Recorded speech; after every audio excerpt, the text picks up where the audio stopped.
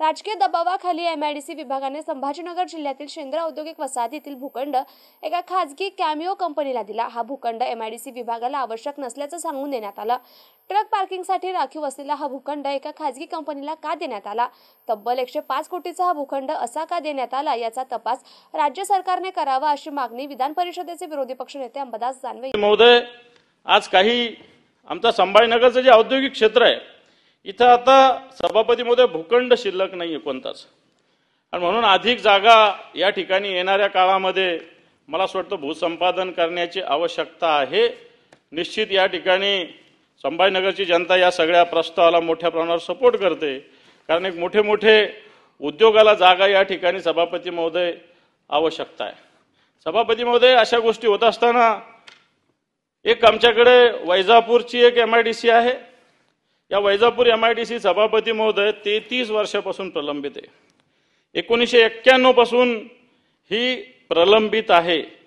त्याच्यानंतरच्या काही एमआयडीसी मंजूर झाल्या, त्या कार्यरत झाल्या, परंतु संभाजीनगर जिल्ह्यातली वैजापूरची एमआयडीसी कित्येक वर्षांपासून प्रलंबित आहे। सभापती महोदय, आमच्या येथील एक उद्योग विभागात सचिव होते जे.के. जाधव नावाचे, यांनी या कामी पुढाकार घेतलेला। सभापती महोदय, संपादन सुद्धा 92 ला झालं, परंतु एमआयडीसीने या जागा ताब्यात घेतल्या नव्हत्या। शेतकरी आजपर्यंत या ठिकाणी जमीन कसतायत, आणि म्हणून शेतकऱ्यांनी जमीन द्यायची तर तयारी केलेली आहे, परंतु आत्ताच्या बाजारभावानं त्यांनी याचा मोबदला मागितलेला आहे।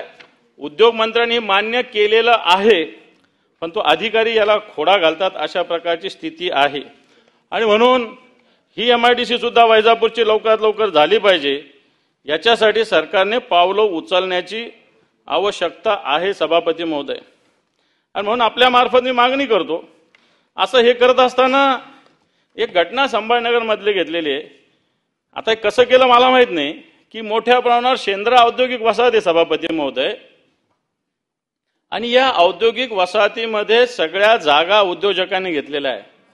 इथला पार्किंगचा प्लॉटच एमआयडीसीने एक जणाला देऊन टाकला, 5 एकरचा प्लॉट। इथलं भूखंड सरकारने, उद्योग विभागाने एका कॅमिओ कंपनीज हा भूखंड देऊन टाकला सभापती महोदय। खरं तर पार्किंगसाठी आवश्यकता असताना अशा पद्धतीनं भूखंड कोणत्याही कंपनीला देणं चुकीचं होतं, आणि मला असं वाटतं राजकीय दबावामुळे हा भूखंड एमआयडीसीनं हा एका कंपनीला, कॅमिओ कंपनीला सभापती महोदय देऊन टाकलेला आहे।